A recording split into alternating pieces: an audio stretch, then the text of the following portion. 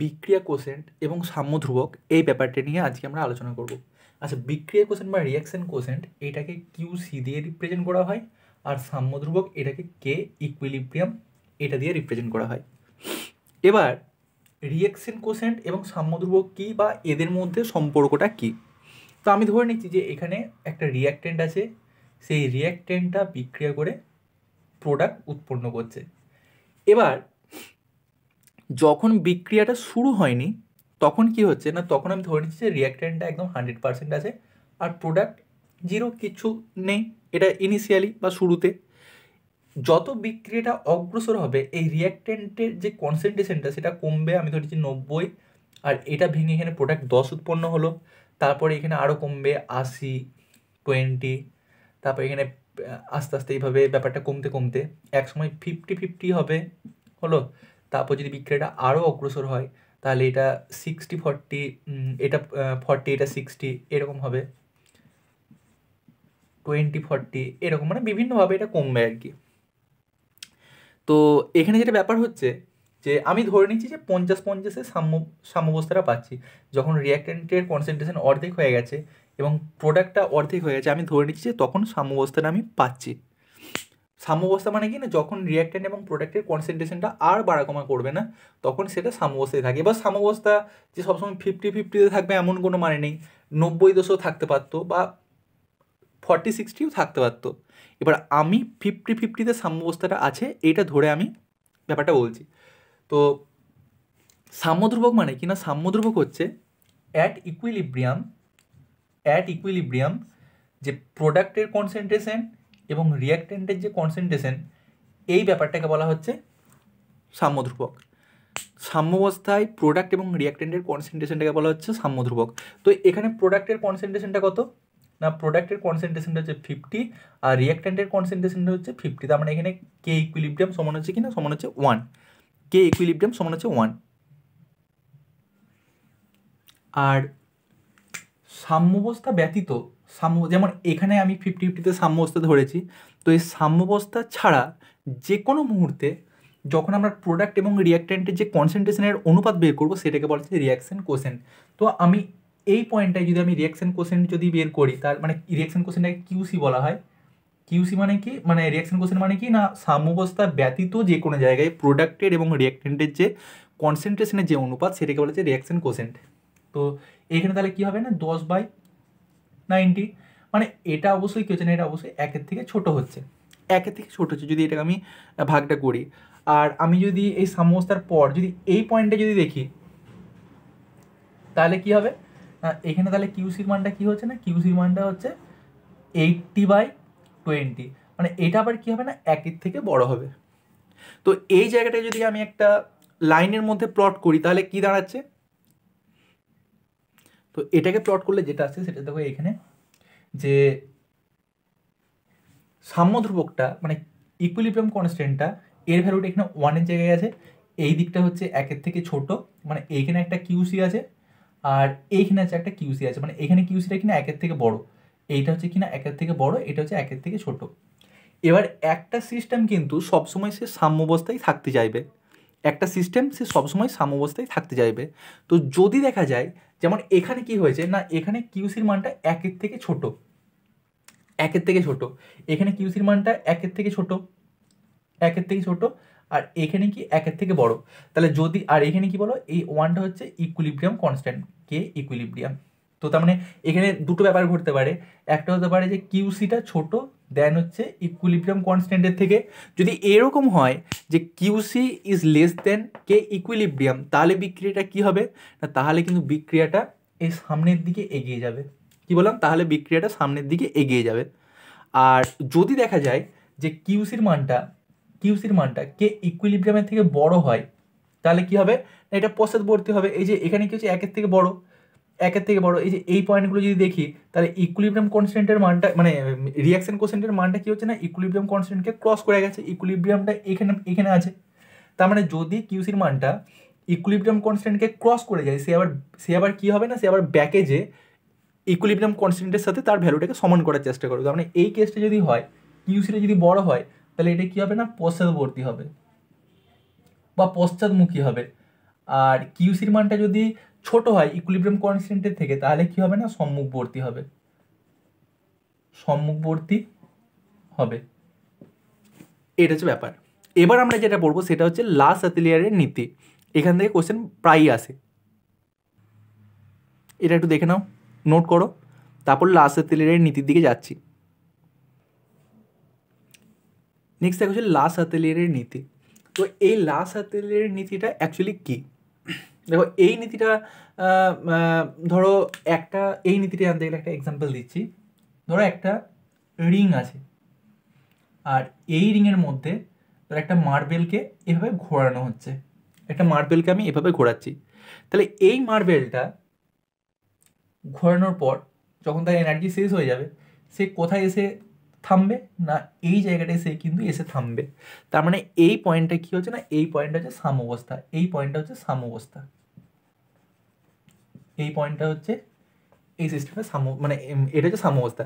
এবার যদি এই যে বস্তুটাকে আমি যদি এই দিক দিয়ে যদি তুলে এইখানে যদি রাখতে চাই, মানে আমি এইদিকে যদি একটা ফোর্স যদি অ্যাপ্লাই করি, তাহলে কি হবে না, এই ফোর্সটা যদি অ্যাপ্লাই করি তাহলে অটোমেটিক এই সিস্টেমটার মধ্যে একটা ফোর্স জেনারেট হবে, যেটা কি হচ্ছে না, যেটা এই ফোর্সটাকে অপোজ করছে, দিয়ে সে আবার অপোজ করে সে কিন্তু আবার আগের পজিশনে ফিরে আসতে চাইছে। এটাই কিন্তু হবে। তো যাই হোক না কেন, এই ঘটনাটা মানে কি হচ্ছে, যে যখন একটা বস্তুকে আমি সাম্যাবস্থা থেকে তার পজিশনে যখন সরিয়ে দিচ্ছি, সে কি করবে না, আবার সেই নিজে থেকে সে আবার সে তার সাম্যাবস্থাটা অর্জন করে নেবে। অর্থাৎ যে বাহ্যিক ফোর্সটা অ্যাপ্লাই করছি, সেই ফোর্সটাকে কিন্তু সেই সিস্টেমটা অপোজ করার চেষ্টা করবে। এইটা হচ্ছে লা সাতিলিয়ারের নীতি। বা এটার একটা এক্সাম্পল বলা যেতে পারে, যেমন আমার একটা হাত, আমার হাতে যে তালুটা সেটা নর্মালভাবে আছে, সাম্যাবস্থায় আছে। এবার স্কুলে যখন স্যারেরা যখন সেই হাতের উপর লাঠি দিয়ে মারতো, সেই হাতটা আমার ব্যথা করতো, সেই ব্যথাটাকে অপোজ করার জন্য আমি হাতটাকে বিভিন্নভাবে টার্ন করতাম, এই জিনিসটা করতাম। মানে এইখানে কি হচ্ছে না, আমি ওই যে এক্সটার্নাল যে লাঠির যে বেতের যে ঘাটা, সেটাকে অপোজ করার চেষ্টা করছি। তো লা সাতিলিয়ারের নীতিও সেটাই বলছে, যখন কোনো একটা ভৌত এবং রাসায়নিক সাম্যাবস্থা, মানে ভৌত এবং রাসায়নিক বিক্রিয়া সাম্যাবস্থায় যখন থাকবে, সে সবসময় যাবে সে সাম্যাবস্থায় থাকায়, এবং কোনো বাহ্যিক শর্ত যদি পরিবর্তন হয় যেটা তার সাম্যাবস্থাকে বিঘ্নিত করে দিতে পারে, যদি এরকম কিছু ব্যাপার থাকে, তাহলে সে সেটাকে অপোজ করার চেষ্টা করবে বা নালিফাই করার চেষ্টা করবে, দিয়ে আবার সে সাম্যাবস্থায় থাকার চেষ্টা করবে। এটাই হচ্ছে লা সাতিলিয়ারের নীতি। এবার এই নীতিটা যে এই নীতিটা পড়তে গেলে এই 4টে শর্তকে চেঞ্জ করলে এই নীতিটা কোন দিকে কী ঘটতে পারে সেটা আমরা এবার জানবো। 4টে ব্যাপার আছে, 4টে বিষয়। এই 4টে বিষয়কে যদি পরিবর্তন করা যায়, তাহলে সেই সাম্যাবস্থাটা কোন দিকে সম্মুখবর্তী হবে না পশ্চাৎবর্তী হবে, দিয়ে সাম্যাবস্থায় আসবে, সেটাই আমরা শিখবো এবার এইখানে। নেক্সট দেখো, এই 4টে বিষয়কে যদি আমরা পরিবর্তন করি, তাহলে সাম্যাবস্থাটা কোন দিকে যে সামনের দিকে এগিয়ে না পিছন দিকে পিছিয়ে সে সাম্যাবস্থা অর্জন করবে, এই ব্যাপারটাই আমরা পড়বো। তো ফার্স্ট একটা জিনিস কি, যদি বাইরে থেকে আমরা বিক্রিয়ক বা বিক্রিয়াজাত পদার্থ যোগ করি, তাহলে বিক্রিয়াটা কোন দিকে গিয়ে সাম্যাবস্থা অ্যাচিভ করবে। 2 নম্বর, যদি চাপ বৃদ্ধি করি বা চাপ বৃদ্ধি বা চাপ হ্রাস করি, তাহলে বিক্রিয়াটা কোন দিকে এগোবে পিছবে। যদি উষ্ণতা বৃদ্ধি বা উষ্ণতা হ্রাস করি, তাহলে ব্যাপারটা বিক্রিয়াটা কোন দিকে এগিয়ে সাম্যাবস্থা অ্যাচিভ করবে। এবং যদি নিষ্ক্রিয় গ্যাস যোগ করি, তাহলেই বা বিক্রিয়াটা কোন দিকে এগিয়ে সে সাম্যাবস্থা অর্জন করবে। এটাই এবার আমরা পড়বো এক এক করে। তো প্রথম আমরা বাইরে থেকে বিক্রিয়ক বা বিক্রিয়াজাত পদার্থ যোগ করলে সাম্যাবস্থাটা কোন দিকে এগোবে, দিয়ে সে সাম্যাবস্থাটা আবার নতুন করে অর্জন করবে, সেটাই আমরা পড়বো। ধরো আমি একটা এক্সাম্পল লিখছি, ধরো N2 + 3H2 সমান 2NH3। আমি ধরছি যে এখানে সাম্যাবস্থাটা যখন অর্জন করেছে, তখন N2-র কিছুটা পরিমাণ আছে, আমি ধরে নিচ্ছি N2-র কিছুটা পরিমাণ আছে, H2-র কিছুটা পরিমাণ আছে, এবং NH3-র কিছুটা পরিমাণ আছে। তো ধরে নিচ্ছি এখানে 50টা N2 আছে, 50টা H2 আছে, এবং বা এখানে মূল সংখ্যাগুলো দিয়ে বলি যে এখানে ধরো 100টা N2 আছে, 300টা H2 আছে, এবং 200টা NH3 আছে, দিয়ে এই সাম্যাবস্থাটা অর্জন করছে। মানে সাম্যাবস্থায় N2 এর গাঢ়ত্ব হচ্ছে 100, H2 এর গাঢ়ত্ব হচ্ছে 300, আর NH3 এর গাঢ়ত্ব হচ্ছে 200। তো এবার যদি আমি এবং এই যে গাঢ়ত্বটা এটাই কিন্তু এরা রাখতে সব থেকে ভালো করে পছন্দ করবে। এবার যদি বাইরে থেকে আমি ধরো যদি N2 যদি অ্যাড করি, N2 অ্যাড করলে কি হবে না, এই যে সাম্যাবস্থার গাঢ়ত্ব আমি ধরে নিচ্ছি এটা 120 করে দিচ্ছি, মানে একটু বাড়িয়ে দিচ্ছি। তাহলে বাইরে থেকে যদি আমি N2 যোগ করি বা বাইরে থেকে যদি আমি H2 যোগ করি, তাহলে এই যে সাম্যাবস্থায় যে গাঢ়ত্ব সেটা তো বেড়ে যাচ্ছে। তো এই যে বেড়ে গেল, এবার কি হবে না, এই কিন্তু এই যে 120 100 থেকে বেড়ে যে 120 হলো, এই কিন্তু আবার 100টাকেই রাখার চেষ্টা করবে। তাহলে এই 120 থেকে যদি 100 যদি যেতে হয়, তাহলে কি করতে হবে না, একে বিক্রিয়া করে এদিকে কিছুটা প্রোডাক্ট উৎপন্ন করে দিতে হবে, যার ফলে কিন্তু এ আবার সাম্যাবস্থার গাঢ়ত্বটা ফিরে পেতে পারে, মানে সাম্যাবস্থাটা সে কিন্তু ফিরে পাবে। তো এটাই তো 1 নম্বর এখানে লেখা যেতেই পারে যে বাইরে থেকে N2 বা H2 মানে মানে এগুলো বিক্রিয়ক পদে যোগ করছি, N2 H2 যোগ করলে বিক্রিয়াটি সামনের দিকে অগ্রসর হবে, বিক্রিয়াটি সম্মুখবর্তী হবে। আবার একইভাবে যদি আমি NH3 পরিমাণটা বাড়িয়ে দিই,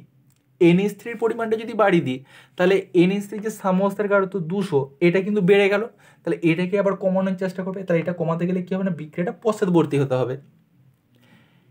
আবার যদি বলা হয় যে NH3 পরিমাণটা যদি আমি কমিয়ে নিই, NH3 পরিমাণটা ধরো আমি কমিয়ে ধরো এখানে 180 করলাম, তাহলে সাম্যাবস্থার যে গাঢ়ত্ব ছিল 200, সেটা তো কমে 180 হয়ে গেল। তাহলে এই 200টা এই 180 যে হলো, যে 20 কমলো, তাহলে এইটাকে আবার 200তে পরিণত করতে গেলে কি করতে হবে না, এই বিক্রিয়াটাকে সম্মুখবর্তী হতে হবে। সম্মুখবর্তী হলেই তাহলে কিন্তু সে আবার তার আগের কনসেন্ট্রেশনটা ফিরে পাবে। তাহলে এটা আমি লিখছি যে NH3 এর গাঢ়ত্ব কমালে, NH3 এর গাঢ়ত্ব কমালে কি হবে না, NH3 পরিমাণ যদি কমিয়ে দিই, তাহলে কি হবে না, NH3 গাঢ়ত্ব কমালে বিক্রিয়াটি সম্মুখবর্তী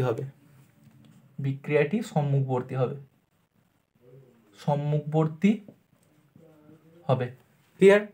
তো এইভাবে দেখো, এই জিনিসটা যদি আমাদের মাথার মধ্যে ঢুকে, তাহলে এর যে কোনো কোশ্চেন, মানে এই যে বাইরে থেকে বিক্রিয়ক পদার্থ যোগ করার যে বিভিন্ন যে ব্যাপার, যেই কোশ্চেনই দেখেন না কেন, আমরা কিন্তু বিক্রিয়াটা কোন দিকে যেতে পারে সেটা কিন্তু আমরা সহজেই বলে দিতে পারবো। নেক্সট দেখো যে চাপ বৃদ্ধি বা চাপ হ্রাস করলে সাম্যাবস্থাটা কোন দিকে এগোবে, সম্মুখবর্তী হবে না পশ্চাৎবর্তী হবে। তো এখানে একটা লাইন লিখে দাও যে চাপ বৃদ্ধি করলে যেদিকে মোল সংখ্যা কম আছে বিক্রিয়াটি সেদিকে অগ্রসর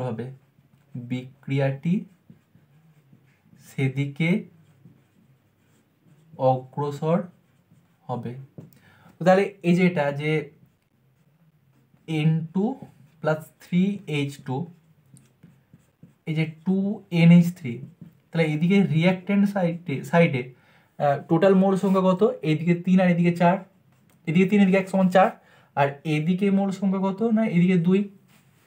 তাই স্পেসিফিক্যালি এই বিক্রিয়াটার ক্ষেত্রে যদি আমরা চাপ বৃদ্ধি করি, তাহলে বিক্রিয়াটা কোন দিকে অগ্রসর হবে না, তাহলে সম্মুখবর্তী হবে। একইভাবে এটার উল্টো লাইনটা যে চাপ হ্রাসের প্রভাবটা এর উল্টোটা গেলেই হয়ে যাবে, যে যদি চাপ হ্রাস করা হয়, তাহলে যেদিকে মোল সংখ্যা বেশি আছে বিক্রিয়াটি সেদিকে অগ্রসর হবে। এবার আমি একটা কোয়েশ্চেন করছি, যে দুটো আমরা শিখলাম যে বাইরে থেকে বিক্রিয়ক বা বিক্রিয়জাত পদার্থ যোগ করার প্রভাব বা চাপ বৃদ্ধি বা চাপ হ্রাসের যে প্রভাবটা, এই রিলেটেড একটা কোয়েশ্চেন করছি। ধরো এই বিক্রিয়াটার ক্ষেত্রেই বলছি, যে বিক্রিয়াটা ধরো আমরা এগোচ্ছি যে N2 প্লাস 3H2,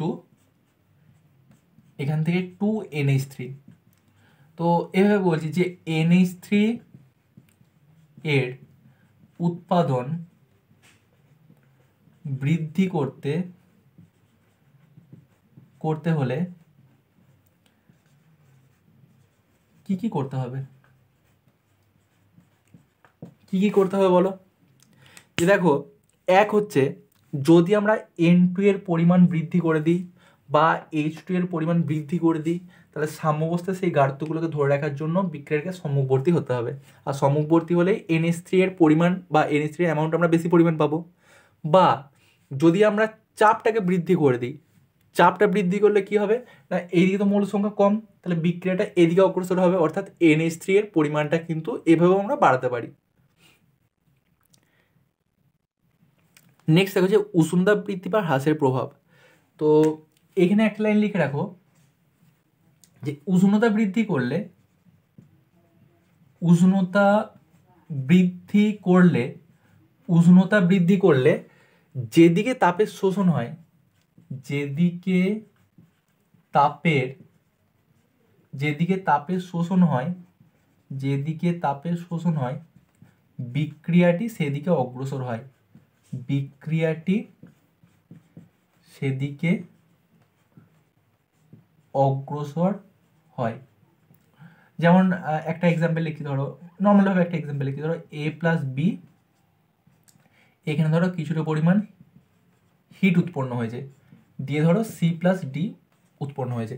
তো এই বিক্রিয়াটার জন্য কোন দিকে তাপের শোষণ হয়েছে দেখো, এদিকে দেখো প্লাস হিট লিখছি, বা এটাকে এরকম দিয়ে থাকতে পারে, ধরো এদিকে যে ডেল্টা ইজ সমান ধরো পজিটিভ, ডেল্টা ইজ পজিটিভ মানে কি বলো, কেমিস্ট্রির মাসে ডেল্টা ইজ পজিটিভ মানে এখানে কিছুটা পরিমাণে কিন্তু তাপের শোষণ হচ্ছে, এখানে প্লাস ডেল্টা ইজ মানে কিছুটা পরিমাণ তাপের শোষণ হচ্ছে, বা এখানে প্লাস তাপ আমি লিখছি। যদি এরকম হয় তাহলে এ আর বি এরা কিন্তু তাপ শোষণ করে সি প্লাস ডি উৎপন্ন করছে। তো এখানে যদি আমরা এখানে যদি আমরা উষ্ণতা বৃদ্ধি করি তাহলে কিন্তু বিক্রিয়াটা এই সম্মুখ দিকেই অগ্রসর হবে, ঠিক আছে। কারণ দেখো এই সাইডে যে এ প্লাস বি, এইখানে কিন্তু তাপটা শোষণ হচ্ছে, তার মানে কি যদি আমরা উষ্ণতা বৃদ্ধি করে দিই তাহলে এই দুটো কিন্তু তাপ শোষণ করে বেশি পরিমাণে সি প্লাস ডি উৎপন্ন করবে, বোঝা গেল। আর আরেকটা জিনিস, এখানে আর কতগুলো এক্সাম্পল করে তারা দেখো ক্লিয়ার হবে। ধরো আমি একটা এক্সাম্পল লিখছি, ধরো আমি লিখছি যে N2 প্লাস 3H2, এটা ধরো 2NH3 ইকুইলিব্রিয়াম করছে 2NH3, আর এখানে ধরো আমি প্লাস তাপ লিখছি। তাহলে এই বিক্রিয়াটার ক্ষেত্রে যদি আমি উষ্ণতা বৃদ্ধি করি তাহলে কি হবে, ধরো এই দিকটা দিকে তো এই সাইডে থেকে তাপ উৎপন্ন মানে তাপটা শোষণ হচ্ছে, তো NH3টা তাপটা শোষণ করে N2 আর H2 উৎপন্ন করছে। তো এই বিক্রিয়াটার জন্য যদি আমরা উষ্ণতা বৃদ্ধি করি তাহলে কিন্তু বিক্রিয়াটা পশ্চাৎবর্তী হবে, কারণ এই সাইডে দেখো তাপের শোষণ হচ্ছে, এই সাইডে তাপের শোষণ হচ্ছে, সেজন্য যদি আমরা উষ্ণতা বৃদ্ধি করি বিক্রিয়াটা কিন্তু পশ্চাৎমুখী হবে। আবার ধরো একটা এক্সাম্পল লিখছি, ধরো এখানে N2 plus O2, N2 plus O2 equilibrium with 2NO, আর এখানে দেখো মাইনাস তাপ মানে মানে এখানে তাপ বের হচ্ছে। যদি এরকম হয় এই তাপটা যদি এটা মাইনাস তাপ, তার মানে এই দিকটা দিকে কিন্তু এদিকে প্লাস তাপ হয়ে যাবে। যদি বিক্রিয়াটাকে উল্টে লিখি তাহলে এরকম লেখা যেতে পারে যে N2 প্লাস O2 প্লাস তাপ মানে তাপ শোষণ করছে, দিয়ে এখানে 2NO, এদিকে তাপ বেরিয়ে যাচ্ছে। তো এই বিক্রিয়াটার ক্ষেত্রে সবসময় যদি তাপটা বের হয় সেটাকে যে সাইডে থাকবে তাকে উল্টো দিকে নিয়ে চলে যাবে, তাহলে তাপটা কোন দিকে শোষণ হচ্ছে বুঝতে পারবে। তো এই বিক্রিয়াটার জন্য যদি উষ্ণতা বৃদ্ধি করা হয় তাহলে কি হবে, দেখো এই সাইডে তো তাপটা শোষণ হচ্ছে, তার মানে এই বিক্রিয়াটার জন্য যদি আমরা উষ্ণতা বৃদ্ধি করি বিক্রিয়াটা কিন্তু সম্মুখবর্তী হবে, বোঝা গেল। নেক্সট দেখো যে ইনার্ট গ্যাস যোগ করার প্রভাব, ইনার্ট গ্যাস যোগ করার প্রভাব, ইনার্ট গ্যাস যোগ।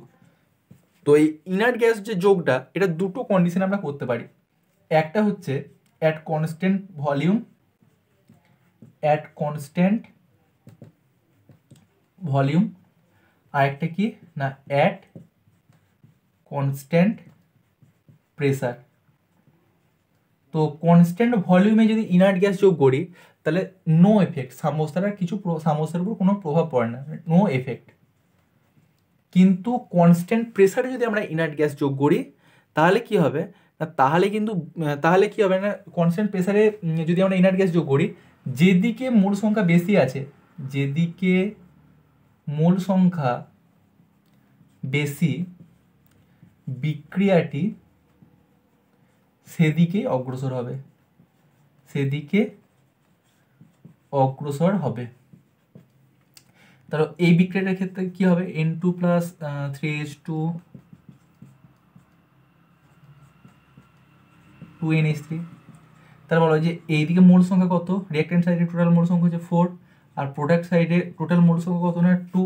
তাহলে এই বিক্রিয়াটার ক্ষেত্রে যদি আমরা ইনার্ট গ্যাস যোগ করি তাহলে বিক্রিয়াটা কোন দিকে অগ্রসর হবে না পশ্চাৎমুখী হবে। হ্যাঁ, এই বিক্রিয়াটার ক্ষেত্রে যেহেতু এই সাইডটা দিকে প্রোডাক্ট সাইডে মোল সংখ্যা বেশি, তাহলে ইনার্ট গ্যাস যোগ করলে বিক্রিয়াটা কিন্তু পশ্চাৎমুখী হবে। এইটা হচ্ছে লাসাতেলিয়ারের নীতি। এবার কিছু প্রবলেমস করো। এই বিক্রিয়াটার জন্য লাসাতেলিয়ারের নীতি অ্যাপ্লাই করে বলো যে নিম্নলিখিত বিষয়গুলো যদি করা হয় তাহলে বিক্রিয়াটা কোন দিকে অগ্রসর হবে। এক হচ্ছে চাপ বৃদ্ধি, বি হচ্ছে উষ্ণতা বৃদ্ধি, সি হচ্ছে ইনার্ট গ্যাস যোগ। তো দেখো যে এই দিকটা দিকে এন টোটালটা কত বলো তো, রিঅ্যাক্ট্যান্ট সাইডে টোটাল মোল হচ্ছে 3 আর এই সাইডে টোটাল মোল হচ্ছে 2, এদিকে 2 আর এদিকে 3, এদিকে হচ্ছে 2। তাহলে চাপ বৃদ্ধি করলে বিক্রিয়াটা কোন দিকে অগ্রসর হবে, চাপ বৃদ্ধি করলে বিক্রিয়াটা সম্মুখবর্তী হবে, মানে যেদিকে মোল সংখ্যা কম সেদিকে অগ্রসর হবে, তার মানে এটা সম্মুখবর্তী হবে, সম্মুখবর্তী হবে। আচ্ছা যদি উষ্ণতা বৃদ্ধি করা হয় তাহলে কোন দিকে অগ্রসর হবে, দেখো এই যে SO3টা এটা তাপ শোষণ করে SO2 আর O2 উৎপন্ন করছে, তার মানে যদি উষ্ণতা বৃদ্ধি করি যেই সাইডটা দিয়ে, যেমন এই সাইডে দেখো এইখানটাই তাপ শোষণ হচ্ছে, তাহলে এর তাপ শোষণ করে SO2 আর O2 উৎপন্ন করবে, অর্থাৎ পশ্চাৎবর্তী হবে, কারণ এটা তাপ শোষণ করছে, এটা তাপ শোষণ করে বেশি করে মানে এগুলোকে উৎপন্ন করবে, অর্থাৎ উষ্ণতা বৃদ্ধি করলে বিক্রিয়াটি পশ্চাৎমুখী হবে, পশ্চাৎমুখী হবে। আচ্ছা যদি ইনার্ট গ্যাস যোগ করি, অবশ্যই এটা বলে দেওয়া উচিত ছিল at constant pressure, at constant pressure যদি আমরা ইনার্ট গ্যাস যোগ করি তাহলে লাসাতেলিয়ারের নীতি অনুসারে বিক্রিয়াটা কোন দিকে ঘটবে, তাহলেও কিন্তু বিক্রিয়াটা পশ্চাৎবর্তী হবে।